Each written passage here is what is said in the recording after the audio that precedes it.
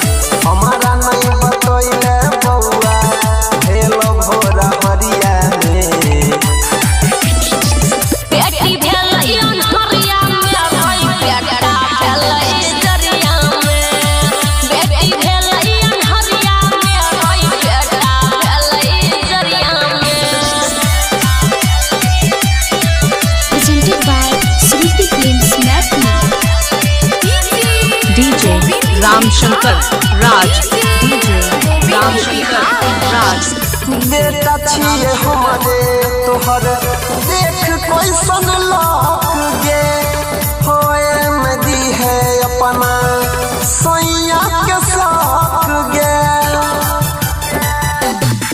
अपन प्यार के कहानी हम ही तू ही जानै छियै सैया पूछे छ रही गेलै हम नहीं कहियो कहने छियै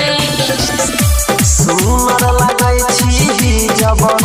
दिन है छी सरिया में सुनर लागै छी जब दिन है छी सरिया में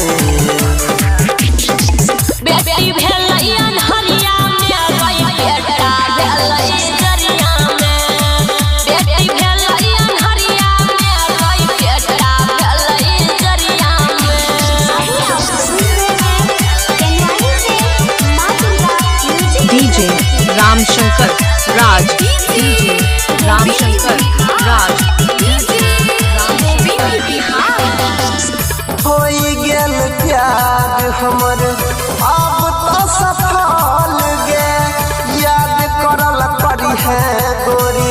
जई है नहीं बदल गे सुमन सोना तोरे नाम के माला जपौ रे अनिल सैया सोनू मांगत रहलै हम नहीं देलियै अपन दिल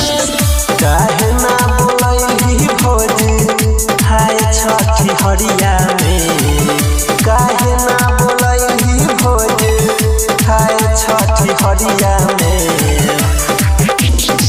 बेटी भेलै अनहरिया में गई बेटा भेलै जरिया में बेटी भेलै अनहरिया में गई बेटा भेलै जरिया में ई जरिया में पावर है रे तू की जाने गेल presented by Shruti Films Maithili।